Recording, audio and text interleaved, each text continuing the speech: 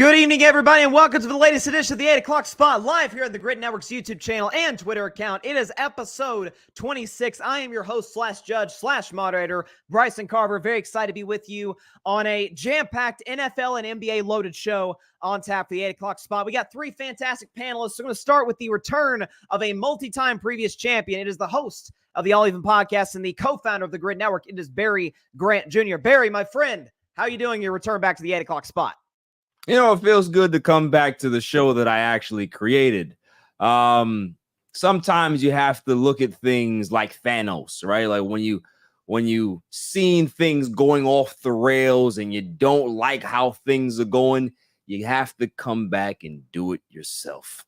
So I didn't like what's going on at the top of the leaderboard. I don't like the fact that Alfred is anywhere near the top. So I had to figure out a way to get back on here and get that snap. Mr. 13 million is here. So I'm in the building, man. I'm ready to cause some damage tonight. We'll see what happens. It's going to be, I don't watch professional wrestling to save my life, but it's going to be WrestleMania up in here on the 8 o'clock spot. Our next guest has been on a couple of times in the past in the 8 o'clock spot. Is EJ Savage of Boyz N the Zone here on the Gryd Network. EJ, my man, how you doing tonight? Doing good, man. I got two former champs here in Alfred and Barry Grant Jr. I've never even made it to the finals, I don't believe, so I got to do something here right tonight that I haven't done in the past, man. I'm ready. I'm looking forward to it. Looking forward to maybe potentially somebody getting their first 8 o'clock spot championship. The competition is tough, but EJ, I know you are more than capable of dethroning it. And finally, the defending champion from last week, and a man who's taken a lot of trash talk from Tim last week, from Barry tonight, and seemingly from a lot of the network. I got your back on that one, Alfred Parsard Jr., on your win last week. How are you doing tonight? Isn't it funny how the guy who's not an on-air personality is second all-time in points? I'm just the graphics guy. I'm a background guy, but I'm coming for that number one spot, man.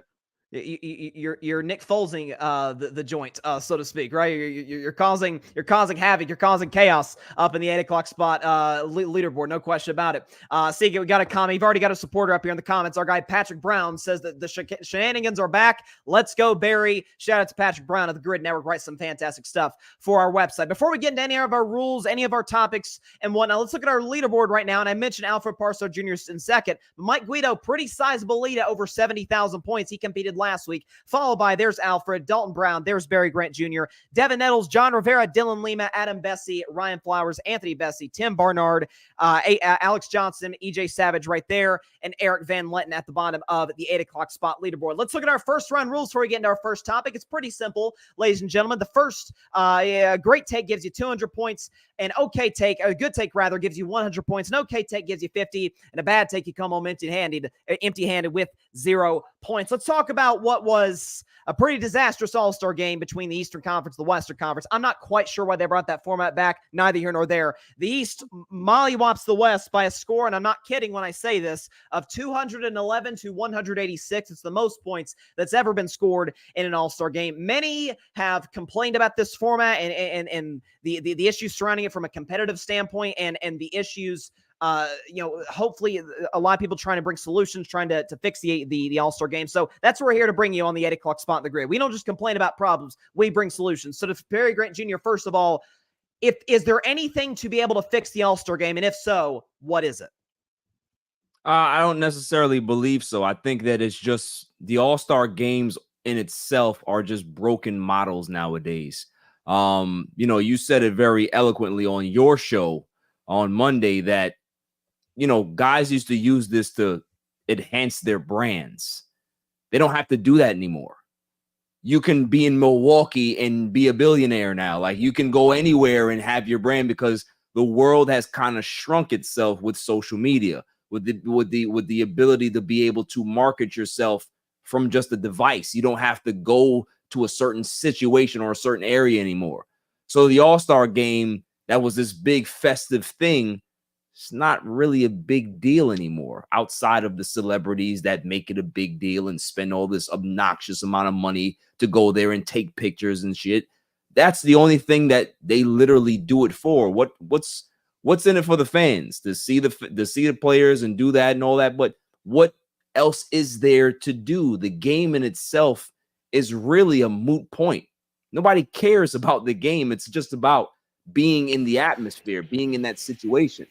So I don't really know if you want me to take a shot at it, put some big money on it, right? It's kind of like when I was growing up in the park. You would play basketball, but then it got serious when somebody wanted to put money on the line.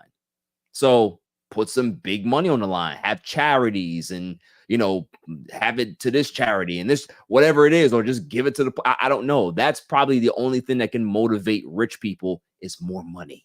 So. Well, that's what they did with the in-season tournament is the winner for the winning team, which happened to be your Lakers, got $500K apiece. Yeah, And make it listen, more. Make it more, like potentially, and obviously for guys like LeBron James, Anthony Davis, $500K, but for the fifth guy on the bench, that's a nice little bonus there. And so obviously for the All-Star game, you could make it a little more to try and match that from a percentage standpoint. But I think that's a great idea. So for that, Barry Grant Jr., I'm going to give you a great take, 200 points, the max amount to get for this first round. I think again overall your take on, which you kind of stole from my take, but that's okay. About the sort of credit. You did give me credit. You gave me credit. You didn't no trademark issues here. But just the issue with, again, like the All-Star game in the 90s was a cash cow for Michael Jordan, right? Like you have the new shoe comes out and for other guys in the past. And so the guys, like you said, really don't need it nowadays. So Barry Grant Jr., 200 points here in this first round. To you, EJ Savage, is there anything to be able to fix what we see right now as the All-Star game? And if so, what would that be?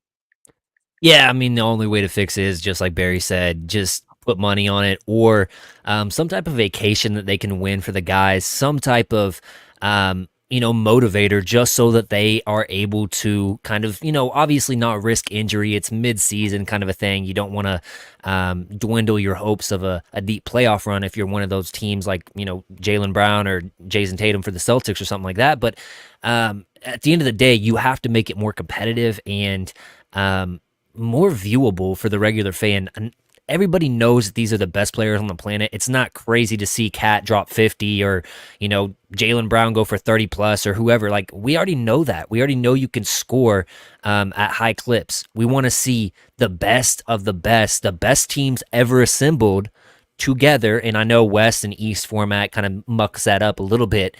So I would like to see them go back to the old way of just, team captains, draft your team kind of a thing, and really go about it. And it doesn't have to be the first 3 quarters, whatever, if you tell the players like that. But when fourth quarter comes around, we want an actual game. And I think it would be cool to see that, 5 of the best against 5 of the other best on the court at one time. And you gotta get some money involved with it. $500K, like you mentioned with the in-season tournament, would be a good incentivizer. But yeah, just throw some vacation or something that they can win for not only them, but their families as well. I think that would go a long ways to helping fix this game, in my opinion. I like the vacation idea. That's a nice idea. And like you said, I was shocked. I was not aware of this. This is totally on me that they had changed also the new fourth quarter rules where they had instituted 5 years ago or 4 years ago to honor Kobe Bryant, the target score of the leader plus 24. I like that first game in Chicago, that first All-Star game was like a finals game. The intensity was off the charts. So the fact they got rid of that and just went to the regular timed fourth quarter, I thought was strange. But not just the compensation standpoint from a financial perspective, but the vacation idea. I never even thought about that, EJ. So I'm also going to give you a great take because that's an out of box idea that I never even considered. So great take for EJ Savage, the vacation, and nobody's going to turn down a good vacation if they get the opportunity. I don't care how rich you are. You get that for free. You will absolutely take it any day of the week. Finally, to you, Alfred Parsard Jr., is there anything to be able to fix the All-Star game? And if so, what would that be? So I think the biggest problem with the All-Star game, it's a culture issue. This generation of players, they just don't see the All-Star game the same way that guys in the 80s and 90s, early 2000s did. Anthony Edwards from the Timberwolves was actually quoted yesterday in an interview saying it's a break. Why would I want to, it's a paid break. Why would I want to go on a break and play a competitive game of basketball? Like back in the 80s, Jordan went out there trying to kill guys in All-Star games. One thing that comes to mind is when Jordan took that game-winning shot in 2003 over Sean Marion and that defense that Sean Marion played over him. Guys like Kobe, Bird, Magic, they all wanted to win, even in an All-Star game. So it's a culture issue. I don't think money is the answer because we saw what happened with the in-season tournament. You threw $500,000 a piece to everybody on the roster, and a team that's barely making a play-in spot won the tournament.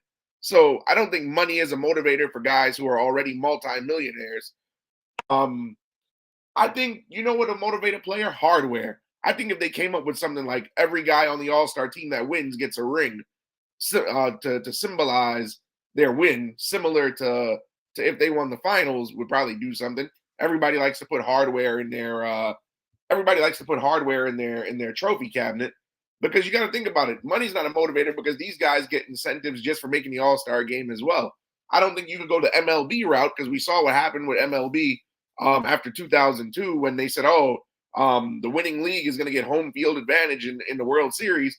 And you got guys who would never even sniff a World Series playing for that advantage. So that didn't work. Yeah, but anytime you say, you got a chance to get another ring, we saw the in-season tournament didn't really do much in terms of money, but those guys got to hang a banner. And that's always, anytime you say, you tell somebody, we have something to commemorate your victory, that's always a motivator. Yeah, I mean, I think too, I would argue that with the Lakers tournament is, like you mentioned, the fact that they're in a playing spot right now. The Lakers are in 9th place, but I would argue again that brought the best out of the Lakers. Like the Pacers, we do not view the Pacers as one of the 2 best teams in the NBA, but listen, they got hot. They brought a certain level of intensity. I mean, I remember that semifinal game with Milwaukee. Like there was some back and forths, like from an emotional standpoint with the players. Like these dudes wanted that. So, and also too, I think I saw where, and somebody made the joke that the second Chris Paul's in an All-Star, they start giving out rings. Guys, I think are actually giving out rings now. So again, guys get rings. So it's like that obviously hasn't done anything. And plus too, I don't think when we look at a guy's basketball resume, it's going to be like 5-time All-Star champion, Jason Tatum. Like, I don't think that's going to be something that's going to be the topic of conversation. So overall, I'll say an okay take for Alfred. I'll give you the 50 points here. Okay take. But I just think that, again, they've already tried the ring route. I do agree with you, though, in the whole giving home court advantage. I think it's a horrible idea. I think a guy who's in 9th, 10th place, it could be impacting a championship potentially. I think it's a horrible idea, and anybody who suggests it, I hate that idea. I'm surprised none of you three suggested this, because I think this could potentially work, is a North America versus world type of situation, because we have just as many all-stars around just many all-stars from other countries as we do here in the United States. So you could have Giannis, Jokic, Luka, guys like that against KD, Steph, LeBron, Tatum, guys like that. So I don't know. I think it's a very clever idea, because you did mention that as well on your show. I just don't think that it's going to fix the competition part of it. I think that they'll still do the same shit, and the games are going to be 250 to 200. Like, they just don't care about playing hard enough, because it's not needed. Nobody's really, you know what I mean? There's no incentive. Okay. There's nothing behind it. So it's a great concept. I like the way it would look, but we're still going to have the same problem. We could. I just maybe there's a level of pride. Like maybe I don't know. Maybe I'm overestimating how the players would feel about that. I have no idea, but we'll see. Our guy AJ Alex Johnson for the Cowboys campaign is in the comments. He says, "What's up, fellas? Shout out from the land of smiles. Hashtag Thailand." AJ is in Thailand right now. There you go. Shout out to AJ. AJ, bring me next time, man.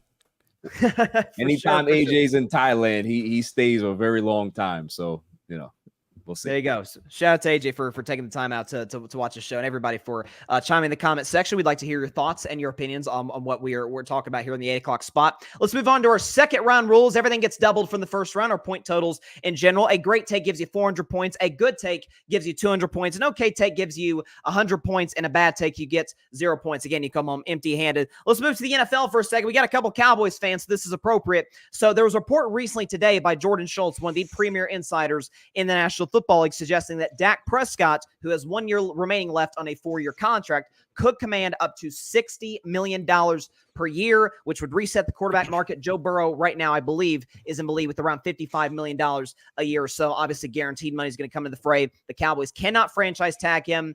Trading him will be tough because of the 1 year left on his contract. I believe he's like a $59-ish million cap hit. So the Cowboys either have to extend him and trade him, or extend him and keep him. They're kind of boxed in. Dak and his agent, to their credit, pretty much beat Jerry Jones to the punch in every sense of the word, or every sense of the phrase, 3 years ago. So I will start with you, EJ. Should Dak Prescott reset the quarterback market at around $60 million or something close to that number?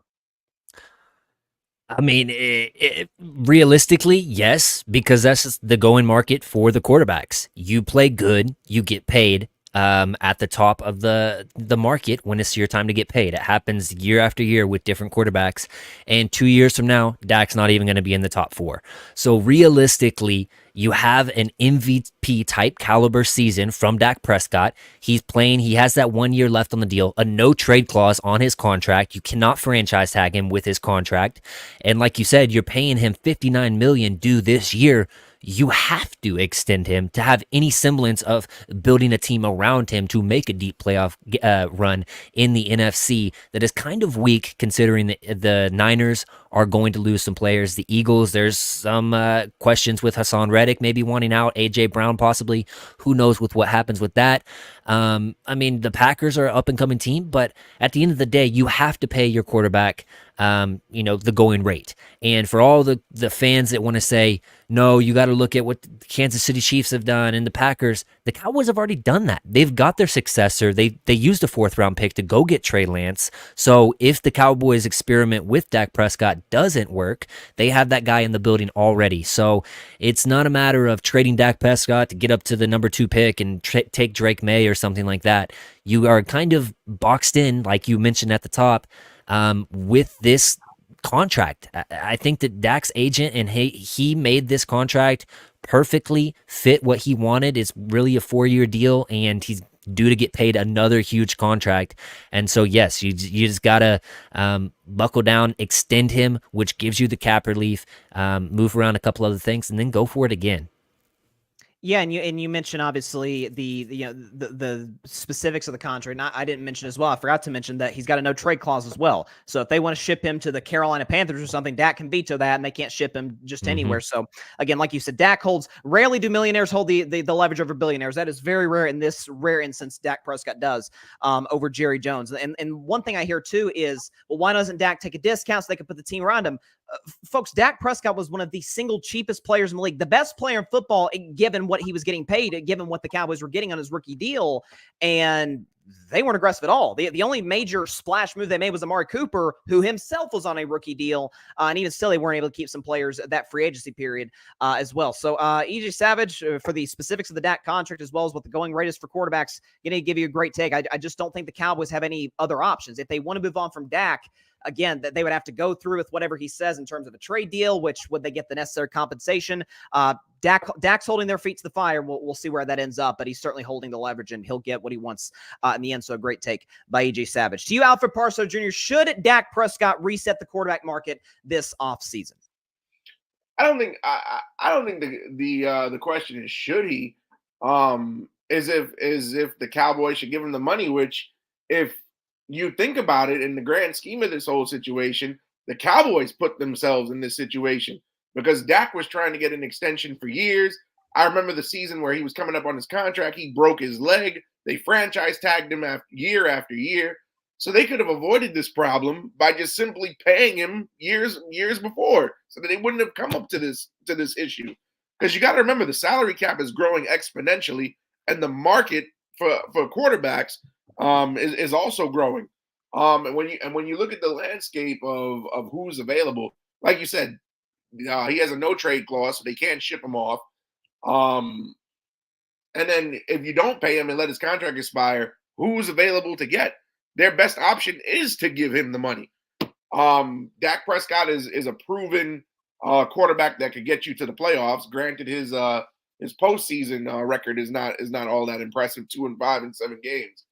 But I think for them to reset the market with him is the route that they're gonna have to go, only because they put themselves in a situation by not paying him prior. Again, Dak Prescott may not be the best quarterback in the NFL, but he is far from the worst. So I think, and like you said, he has the leverage. If they would have just paid him years ago, instead of franchise tagging him over and over, they would have saved themselves the trouble. We wouldn't even be having this conversation. Yeah, potentially not, because he would have, do the math, he would have probably signed an extension couple of years ago, which would have been for less than what he'd be making now. And so, but and it's the same discussion I think happened with Lamar Jackson last year. It was like, oh, the Ravens are just dragging this out, the franchise tag the year prior, where it's like, guys, a guy of Lamar's stature, an MVP winner, now two-time MVP winner, that's just going up, man. Burrow's getting paid, Herbert's getting paid, Jalen Hurts. Down the road, you may have guys like Trevor Lawrence. Who knows if Caleb Williams hits guys like that down the road? Like the going rate for quarterbacks is just skyrocketing. It's either go with Lamar Jackson right now or move on. The longer you wait, the more expensive he's going to be. And the same can be said, obviously, as you mentioned about Dak. So Alfred Parsard Jr. going to give you a good take to get you to 200 points here. I think your overall perspective on, again, this is in a lot of ways a problem the Cowboys created for themselves. I mean, obviously, Dak and his agent could do what they can in terms of the negotiating process. Ultimately, Jerry Jones, the Cowboys front office, has to agree to the terms of contract. And like you said, for years, they just couldn't. And for some reason, they just caved at the end in 2021, really, because they didn't have any other options. So good take by Alfred Parsard Jr. Finally, to Barry Grant Jr., should Dak Prescott reset the market for quarterbacks this offseason? As much as I hate Dak Prescott and as much as I am critical of that quarterback, I hate to use his name. Yes, he should, because there is no other option. I mean, EJ said it very eloquently that this is what quarterbacks do. The next man up. Guys are always going to be higher. The cap is going up, all of this stuff. It's kind of like having to kiss that ugly girl when you don't have anywhere to go in your dorm room because you don't have a room and she has a nice bed there. And you're like, I just got to bite the bullet. That's what Jerry Jones literally has to do. There is no other option here. He can't go elsewhere. You're not going to turn the team over to some other quarterback. It's Dak's team. It's going to help the cap go down. You sign back CeeDee Lamb. It's going to help the cap go down as well, so you can be able to have some money to sign Micah and everybody else, right? So we all know that this is just a strategic plan for how the Cowboys have to go ahead and structure the cap. After he gets the bag and whatever he makes, then if he wants to go back to Jerry to give back some bread and turning into a signing bonus, it happens all the time. So, there's outrage. Obviously, when you hear the big number that he's going to hit every year, that's $60 million. But at some point, somebody's going to hit it. Somebody's going to get to 65. Somebody get to 70.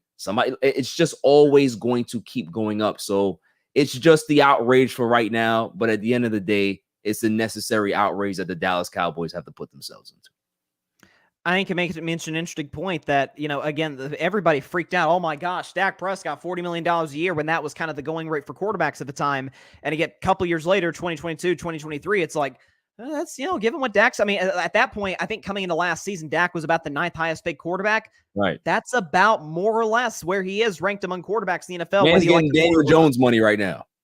Yeah, exactly. Now Daniel Jones way overpaid, but yeah, like you said, that's exactly that's kind of the situation the Cowboys are in. And like you said, $60 million is going to look like, I wouldn't say peanuts, but again, it's going to be fringe top 10 in just a couple of years. So Barry Grant Jr., great take. I'm glad you brought that up because I was going to bring that up after you were done. That again, everybody freaks out at the money these guys are getting, and ultimately that the price just keeps going up, and eventually these teams are like, you know what? Yeah, probably made the right investment. Was all said and done. Let's look at the comments up in here. AJ says, increasing cap space, most important part of an NFL team. And when he signed his last contract, same reaction. But it actually worked out. He's a reasonably paid quarterback after other quarterbacks signed. Mike Picasso's put this up here. Mike Picasso, hot button topic for Barry, LMAO, hashtag Dak. Yes, and you know what? Shout out to you, Barry Grant Jr. I knew this was going to be tough for you. I didn't know where you were going to go. But it was a reasonable take. You were able to see the business side of it instead of just your clear bias against Dak Prescott. Shout out to you for that. And AJ says, Daniel Jones money had me LOLing. Yeah, that really puts it in perspective right there. Giants are, man, what the heck were they doing there? All right, let's move on to our third round rules real quick. Again, everything gets doubled from the second round. A great take gives you 800 points. A good take gives you 400 points. An okay take gives you 200 points. And a bad take, 0 points right there. Let's transition back to the NBA and the king himself, LeBron James of the Los Angeles Lakers, who recently, before an All-Star game in an interview, said that he would like to finish his career with the Los Angeles Lakers. Now, LeBron is in year 21. He's 39 years of age.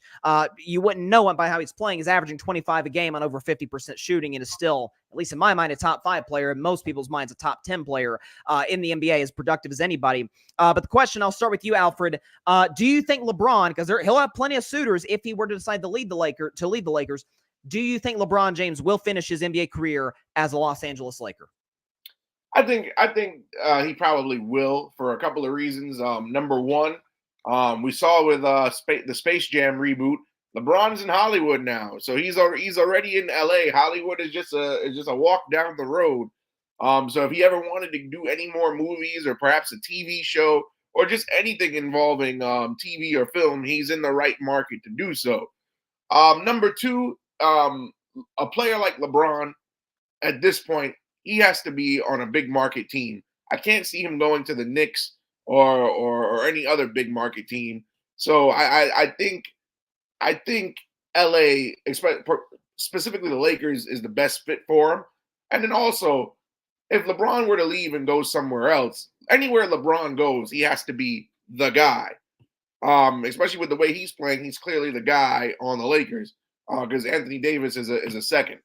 But I don't think LeBron would ever, go to another team and assume the number 2 role, especially like you mentioned, the guy is still playing. He's still putting up number 1 guy or number 1 option numbers.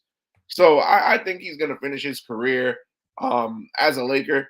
I'm pretty sure, like I said, with Hollywood going in, his family is already well situated in LA as well, with Bronny going to USC. I think for as long as Bronny stays at USC, he wants to be close. He did go to that first game that Bronny played in, so I think all the cards say that he's going to stay a Laker. I can't see him going anywhere else, especially to a team in a small market. Yeah, definitely. Yeah, I don't think LeBron's the type of guy who would just really fit. I mean, could you see LeBron going to, just in a hypothetical world, the Trailblazers or the Bucks or something like that? It just wouldn't feel right. Like, even Cleveland isn't LA or New York, but Cleveland is it's a big city. It's rock and roll, all that. And I think you hit on a great point that, I mean, LeBron's net worth since he went to LA in 2018 has doubled. He's become a billionaire in that time. Obviously, production companies, Space Jam, Hollywood, the whole bit. That is the single best place to go if you are a rich, successful person in the entertainment or sports industry. And obviously, LeBron is about as successful as you can possibly get in that. So, Alfred, I'm going to give you a good take, get you to 650 points. I think you hit on a lot of great points regarding his overall brand in Los Angeles. And again, too, like, I don't know about the future of the Lakers in terms of management, in terms of Anthony Davis's health. He's been excellent this season. But in general, certainly for this season, I don't care if they're the 9th. I still do see them as a championship contender right now, especially if LeBron continues to do what he's been doing. So a good take by Alfred to get him right now in the lead with 650 points. To you, Barry Grant Jr., do you think LeBron James finishes his career as a Los Angeles Laker? Yeah, I do. And the reason why I say yes, it has nothing to do with the competitive side of LeBron James. I think at some point, LeBron is looking at it like, okay, I'm comfortable here. My family is comfortable here. I love the organization that I play for. They make me comfortable. They make me happy. I love being a Laker. At some point, it's like, yeah, I want to win, but do I want to jump around from team to team just to chase another ring or two?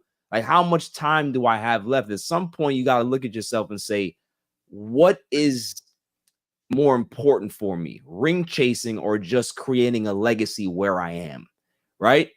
That's the same thing with Steph. Can you imagine Steph Curry being on another team? He probably would have the desire if the Golden State Warriors start to decline really, really bad, but he's a Golden State Warrior. And he's going to stick it out until the very end. That's just the way he is. That's the way he's built. That's the way he saw Kobe and those guys do it, right? Kobe could have left as well. He stayed. And I think that's where LeBron James is in his career, is that he's 39 years old. At what point do we have to stop looking at him like he's this grand poobah of wanting to only win a championship? He's comfortable. There's a lot to say about just being comfortable as a basketball player in a market that's still trying to be competitive. It's not that the Lakers are trying to roll over and play dead. They're still trying to be competitive year in and year out and trying to put a team on the field or on the court that actually can be able to compete for him and with him. So what else can you ask for? Organization and management that you get along with. Your family loves it there. Your kid goes to USC. You have your business stuff that's booming right there. There's no reason to really leave. So I can understand why he would publicly say that. Yeah, and I think too, like it's worth mentioning sort of to what you were alluding to. This is LeBron's longest stint.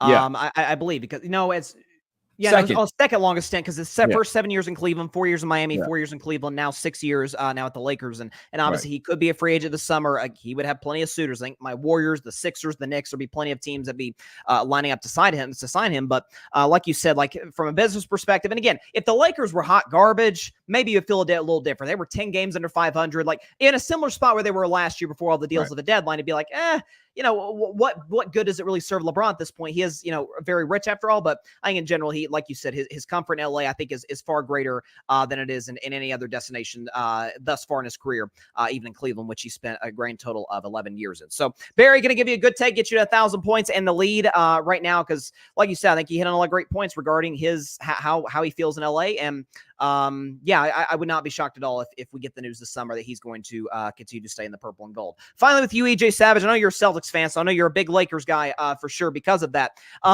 But do you see LeBron James finishing his career as a Laker or any of the other 29 teams potentially? Yeah, I mean, realistically, these guys hit on it. I think that he will end up being a Laker for the remainder of his career. He's done all the ring chasing. He's won on 3 separate teams, a ring for 3 separate teams. He's been around as far as the greatness of basketball. He's done everything he can do realistically, and moving to a different team or a different franchise just to be a sidekick on a championship team really doesn't help his legacy all that much. Now, there is the caveat, does he want to play with his son? And that's the biggest thing for me, is because he's been on record to say he does want to play with his son to some capacity in the NBA. And, who knows? Obviously, Bronny hasn't had the greatest season at USC. Doubt that he comes out this year. And then he has the heart condition. So who knows if he, passes the medicals and stuff like that during the NBA draft and whatnot. But that's really the only scenario where I see him ever moving from LA to go to another team. And even at that, it's tough press to even say that that's going to be a deal that happens. But I do want to throw it out there because he's been on record to say he definitely wants to play with Bronny. Bryce is obviously a little bit younger, but he still has those numbers to compete in today's NBA. He's still putting up those great numbers, and it's, unless he shows significant signs of slowing down, he's going to gain a lot of interest from other teams, and it's just if they can put together the deal to lure him away from an LA market. But overall, I do agree with these two guys. LA is probably the resting place for his career by the time that he calls it quits. No question. And again, a lot of guys, that's really the prime.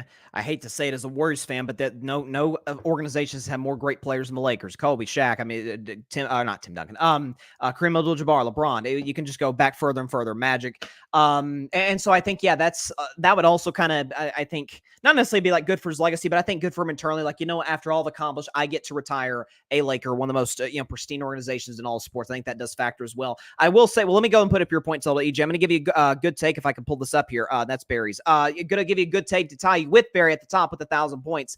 Because I do think that there is, a lot of, he is comfortable in Los Angeles. He does feel like this is, his best opportunity to compete for championships potentially while maintaining, family staying in that area. I will say, you mentioned the caveat of him playing with the son. I think that's possible.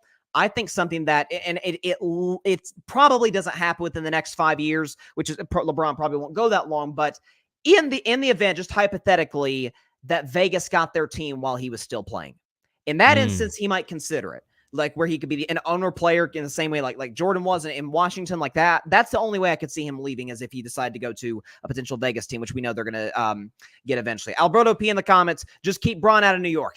just keep LeBron James out of New York. Listen, that's LeBron the Knicks though. LeBron Madison Square Garden, that would be something. It's a big market. That would be. Oh yeah. It does. Yeah, that's the only one comparable. He to LA, hates LeBron, so he would never want that. There you go. It's just.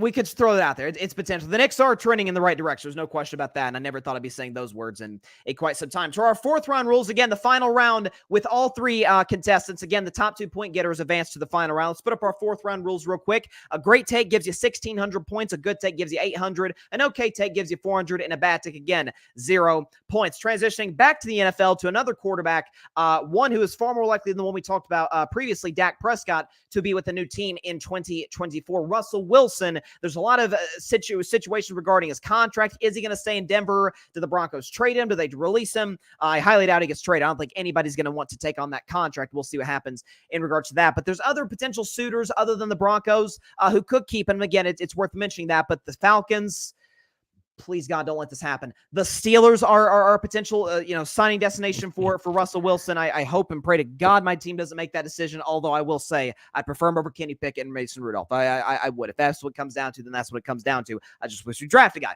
But the point is, I'll start with you, Barry Grant Jr. Where do you think Russell Wilson's most likely landing spot is? Oh man, this is one of the hardest things to kind of put your finger on, because you have to look at the quarterback position as how we normally look at it. It's a leadership role, right? Russell Wilson doesn't really check that box. He used to be a very good athletic quarterback that can be able to use his legs, big arm, be able to throw it downfield. But when those things start to dissipate and they start to decrease as he gets older, you're not getting the leadership that follows that. So who's actually going to sign up for that, even on a short-term situation? I think Kirk Cousins has more value than Russell Wilson right now to a lot of football teams. So ideally, it's really, really hard to choose one. If I would have to choose one, gun to my head, I would say that I think the Pittsburgh Steelers should take a chance, because it's better than what they have, right? It's better than what they have. It's better than what can potentially be around the corner for them in the draft or whatever it is. You have guys like George Pickens, Johnson on the outside. A Russell Wilson can get those guys involved and really make them better than what they are right now. I'm not saying that he's going to be a world beater quarterback, but you have Mike Tomlin as the face and the leader of your franchise. You don't need Russell Wilson to be that. He just needs to come in and play the position a certain way and be able to get them over a hump that they haven't been able to get over in regards to just being able to have a decent offense, not a high flying offense or whatever it is, just a decent, serviceable offense to go with that really, really, vaunting defense that they have. So I think ideally, the Pittsburgh Steelers would be the ideal fit, but there really is no ideal fit when you look around the league for Russell Wilson. Yeah, and I think with, like you said about my Steelers having a decent offense, I believe I remember doing a segment about this on my show, months ago, where since 2017, so basically in the gap that the Steelers have not won a playoff game, which the last time they did that was 2016, they have like the 23rd ranked offense in football. And I saw this stat, and it almost made me throw up in my mouth yesterday on my show. Since Big Ben retired, the Steelers are dead last in touchdown passes. The freaking Jets have more touchdown passes. The Panthers have more touchdown passes than the Steelers. That can't happen. But listen, when you have guys like Trubisky, Pickett, Rudolph's a nice backup. He's not the future. And with those weapons, like you mentioned, Pickens, Jalen Warren, Najee Harris, Pat Freiermuth, Deontay Johnson, that can't happen. And maybe Russ could sure things up potentially in the short term. And I really hope it doesn't happen, but I thought you made a great case, Bear. I'm going to give you a great take, get you to 2,600 points, and basically all but guarantee you're going to the final round. So congratulations in advance. I think, like you said, it's hard to not do much. It's hard to do worse than what you have now with what the Steelers have now. So I'll take him if that's the last option, but. Okay. It's tough. Yeah. I mean, I wouldn't be exactly expecting Lombardies if that happened. Right. To you, EJ Savage, where do you think the ideal landing spot, the most realistic, landing destination would be for Mr. Russell Wilson? Yeah, I think that it's really going to come down to the draft and how it falls. New England, as they're at the third pick, they're a team that likes people that are professional. Russell Wilson's one of those guys that come in and he's professional with stuff. Obviously, he's, Mr. Unlimited. But, that's an option. Do they go with a high upside player in the draft like a Daniels out of LSU, or do they opt to go with a veteran like a Russell Wilson, get him a big weapon in Marvin Harrison Jr., or do you look at a potential pairing with Carolina Panthers? Did they see enough from Bryce Young to want to continue that? He's another smaller guy coming out of college. Can he learn from Russell Wilson and eventually allow him to be there? But my real pick here is going to be the Vegas Raiders, because and I kind of look at it as a similar kind of a thing to the Washington and the Eagles when Donovan McNabb switched ships. I just don't see, they're in like the no man's land for quarterback territory in the draft. I don't think that they're going to get one of those three big guys up at the top. So do you reach for a Bo Nix or a Michael Penix Jr. or a JJ McCarthy? I don't think any of those guys are really worthy of a first round pick. So for that reason, I would probably look for the Raiders to make a move on Russell Wilson, pairing him with some of the weapons they have there in Devontae Adams. Hopefully they can re-sign Josh Jacobs, but they have a team and they have a really good coach that wants to win and gets those guys motivated. So that's my big spot to watch out for. And I know it's interdivision, but it's one of those things, kind of like the Donovan McNabb going to the Washington Redskins at the time, Commanders now, after jumping ship from the Eagles. So that's my location to watch for, but it really is hinging upon what New England does at 3, in my opinion. That's really interesting. And the Steelers are, in terms of their roster contract, is very similar to the Raiders are similar to the Steelers in that you have a defensive head coach who, I mean, the Raiders were a joke on defense for a good decade plus. And, you know, you have a guy in Antonio Pierce who comes in, the defense is top 10 league down the stretch. And are you guys getting that feedback? Yeah, there's like a, is it fixed? I think maybe that was coming from Barry. Hit mute on your mic, Barry. I think that was my thing. I think I had some issues coming back. Oh, okay. I think I was repeating for something was going on. But no, what I was saying is that I think Antonio Pierce, came in, he shored up the defense. They were a joke for a decade. He fixes them. Max Crosby, all those guys on that side. Listen, Aiden O'Connell's a nice player. I don't really know what he's going to be. He was just a rookie last year, but the Raiders were completely reliant on the running game. Like listen, Aiden O'Connell was the very definition of a game manager. Just don't mess it up. Get the ball to our playmakers. Let Josh Jacobs run the football. And so I think Russell Wilson would be a guy to come in. He stays within division. He knows it well. And it's potentially, I don't know if I'd have playoff expectations, but they'd be a team that could be on the fringes.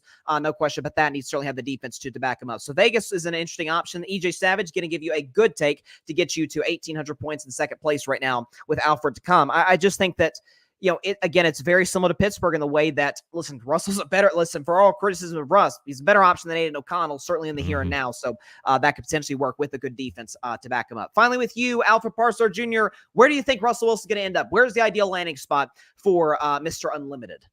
So you got to take a couple of things into account. First being, he's definitely not going to stay in Denver, because if I was Russell Wilson, I'd feel disrespected. We're in the middle of fighting for a wild card playoff spot, and you bench me because I didn't want to sign an extension? Like, what is that? Why do we not try to make the playoffs? Put me out there because I give us the best. I put us in the best position to win, and you bench me and we give up the rest of the season after we fought back in the standings to make it to play viable football in the last couple of weeks. But as far as where he's going to land, people got to remember this Russell Wilson that's on the Denver Broncos is not the same Russell Wilson that won a Super Bowl in Seattle. Russell Wilson I think he's in the twilight of his career. Safe to say he'll maybe have 5 good years left, and that's even stretching it. I think he's going to go to the Raiders, and the reason why I think the Raiders is the best place for him.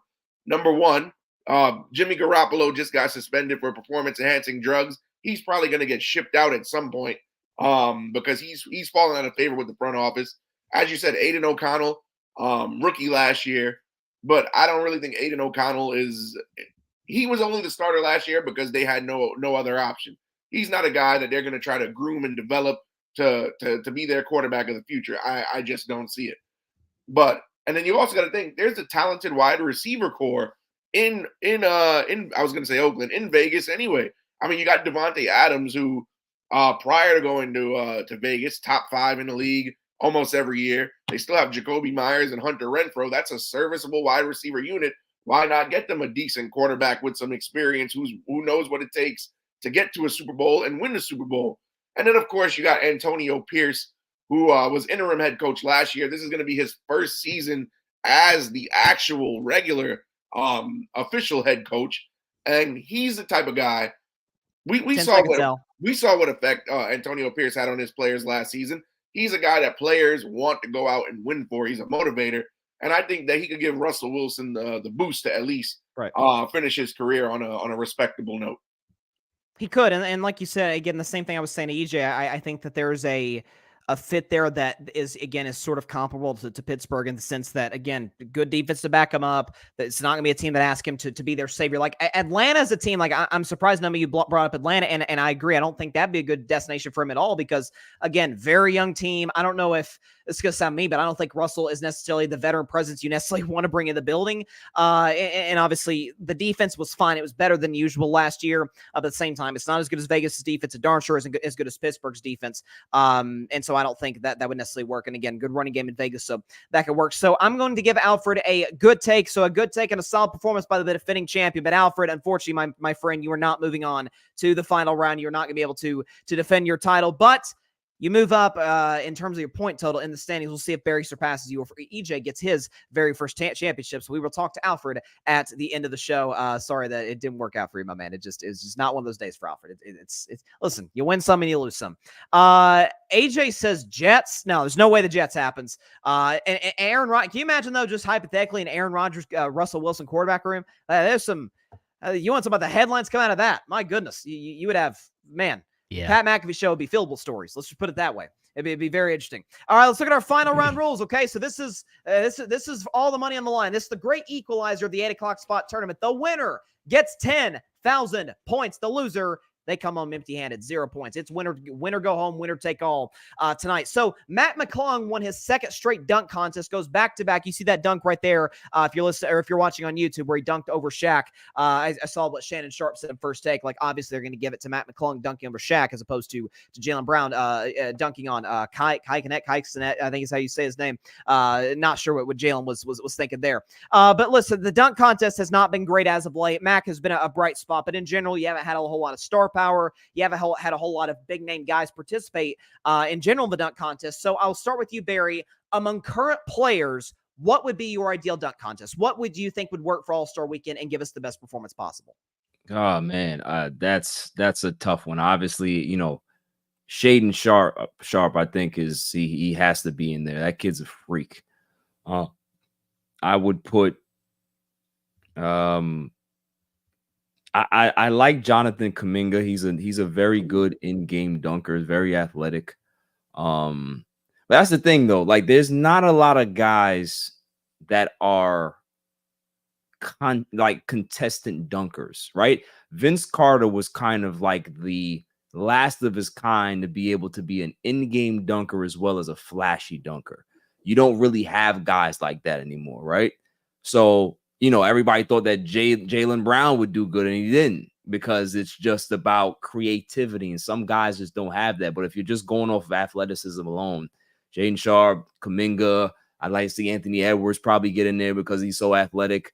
And that probably be my three. You know what I mean? Like that would be it for me. No John Morant? That another thing. It's like I don't. He dunks violent in games, but I don't necessarily believe that translates into like slam dunk contests. Maybe Zion, put Zion there. Maybe Zion will probably be a good fit with those other three, because you got athletic guys that they might not be creative, but at least they might just dunk the ball hard, and that counts in the dunk contest as well too. I do love your Jonathan Kuminga take. I think, listen, as a Warriors fan, that the guy is just an insane athlete. So that'd be really fun. Listen, I'll say this. I think you mentioned the creativity not being there. I think Blake Griffin messed up the dunk contest when he dunked over that car. Like everybody's now just trying to jump over stuff. Shaq has brought out every single dunk contest. It's like again, hey, if I can dunk over Shaq, if somebody brings out Wemby and dunks over him, maybe I'll be more impressed. But if it's Shaq every year, I'm like, I've already seen him, 10 other guys do that. So. Right. It's lost, like you said, lack of creativity. It's lost creativity. To you, AJ, though, what would be our ideal dunk contest among current players to maybe fix this issue that we got going on right now with the dunk contest? For me, I'd bring back some former champions. Aaron Gordon comes to mind, Zach LaVine. Both of those dudes, or I guess Aaron Gordon didn't win it, but he's a straight dog as far as dunks go. You mentioned a John Morant, just super violent, has bounce out of the gym type athleticism. I would love to see. I mean, we've seen Kobe Bryant, we've seen Michael Jordan. Why not see an LBJ in the dunk contest? That would be a cool career accolade that you could possibly get that does go to your legacy, in my opinion, that those other guys have over you. So I would love to see an LBJ. And then the last kind of guy I'm just off the top is like a Donovan Mitchell, maybe a former champion as well. Has some bounce and creativity is he has some creative dunks whenever he won as well. So those guys, I think, just getting the most athletic players in the dunk contest and really telling them, we're looking for creativity, things that have never been done prior to, and allowing them to kind of brainstorm with their teammates and other stuff like that. I really like whenever they bring in the mascots. Like Aaron Gordon was so good with bringing in the mascot. Bring in the mascots more instead of Shaq, figure those things out. But I think it could be a really exciting thing because, I mean, Mac McClung, yes, he's super athletic and he's cool, but like bringing him up on 10-day contracts and stuff like that just so he can compete in that competition is meh. I want to see the big stars, and in particularly LeBron James, just because Kobe and MJ both did it. And they both won it too, I believe. So, yeah. That would be interesting, no question. And listen, just can I say two things regarding LeBron since you brought him up? First of all, the fact that you are even posing LeBron being in a dunk contest in year 21 at almost 40 years old is just, it speaks to the greatness of LeBron. I know Jordan fans are going to hate me for that, but like that is just insane. And the second thing is, and I love Stephen A. Smith, but that take yesterday, Stephen A., about how LeBron messed up the dunk contest, that's crazy. Clickbait. That's crazy. Yeah. That is crazy. All right, LeBron didn't mess up the dunk contest, but not. Don't nobody want to see his old ass dunk right now. I love him, but he need to see his old ass right where he's at. Tune in. All-star. No, yeah, it would actually bring eyes to the event finally. And like I said, it's an actual accolade that he could get that would actually be on his resume that he doesn't have already as a dunk championship, unlike Kobe, unlike MJ. So that's why I'd like to see it. It'd be interesting. I do see a comment by Christopher Jones. Got to bring Gerald Green back with the cupcake dunk. That was cool. That was fire. Cool. The blowout. Yes, yeah, he blew the candle out too. That's right, yeah. Exactly. That's fantastic. Both y'all made fantastic cases. Both y'all made it tough. I mean, I love when we get a final round with two great takes. If this were a regular round, both of y'all would get the maximum amount of points for the round. But there can be only one champion of the 8 o'clock spot, and the winner, as we dial up the victory music of the 8 o'clock spot, is EJ Savage, getting his first time on the 8 o'clock spot. Congratulations, EJ. If you do have the background music, there we go. I feel like Rocky right now, man. I'm pumped. There you go. Let's go. Your reaction, getting up there. Man, truthfully, this was a spur of the moment kind of thing, jumping on the 8 o'clock spot tonight, because I did it last week. So, a good decision by me, you could say, for jumping on here, getting up the leaderboards, starting to create my Hall of Fame case. I feel like I'm about to get a gold jacket, man. So yeah, I'm just excited to finally get my first dub on the 8 o'clock spot. Some great competitors with Alfred and Barry.